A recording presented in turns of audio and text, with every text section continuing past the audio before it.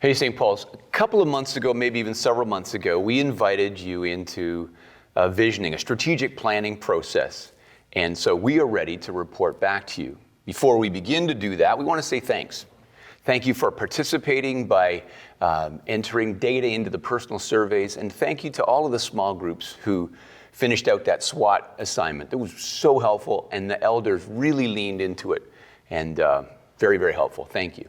Yeah, thanks so much. The elders took a full Saturday in May to review all of the feedback that you gave us, to pray together, to discern what God is calling us into in this time. And some things we agreed haven't changed. So our mission is still to creatively invite people into a growing relationship with Jesus. Our vision is still together, fully alive in Jesus. And our values are still Jesus-centered, prayerful, authentic, and all in.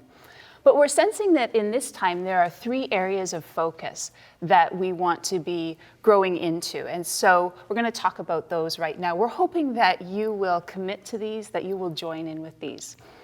The first area of focus, we call it a strategic direction, is to be disciples who make disciples. So let's break that down. The first part, be disciples. This is our first position as followers of Jesus. We want to be those who are growing in our relationship with Jesus. That hasn't changed. We also want to be disciples who make disciples. This is about being aware of others. Our discipleship is not for ourselves, it's for others. So we want to intentionally create space to welcome others in. This can look like welcoming people on a Sunday morning, maybe making space for people in the sanctuary, maybe even sitting in the front rows so that newcomers can find a comfortable spot elsewhere in the sanctuary.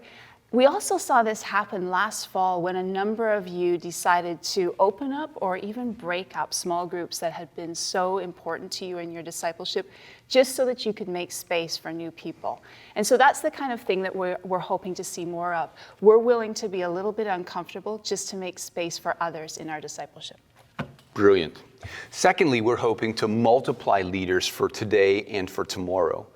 Sometimes people think that leadership is something for a select few, but we believe that God has actually placed you where you're at with leadership purpose there. So some of you are classroom teachers, some of you work in your business and have a managerial portfolio or anything where you've got supervision over people. I even think about a high school student who walks the halls of her high school, grade 10, wondering if she could have any impact there, and we say yes. Yes, you can. And so we want to do what we can do to support you and to give you the skills and give you abilities to lead in the name of Jesus, not just for your own benefit to develop your own leadership skills, but really for the benefit of those around you. So maybe a little spoiler alert, we think this is for everybody, but we're particularly wanting to aim next gen, right? So young leader, you would be asking yourself, is there a place where God has called me into leadership? Or is actually there just an interest that God has given to me? And then you'd come to your church leaders, small group leaders, maybe Lanita, maybe myself, and say, okay, help me grow my leadership muscles. Okay, so 1 and 2. And then 3 would be that we want to equip you and send you to share your faith. So we are feeling a fresh burden around evangelism.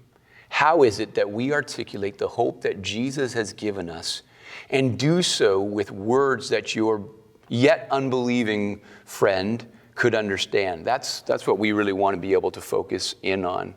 How is it that we get you words to share Jesus Christ? So it's going to feel a little awkward.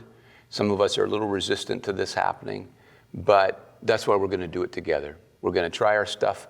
What is it? Karen Rennie has this thing in her office, and it says, celebrate the tries.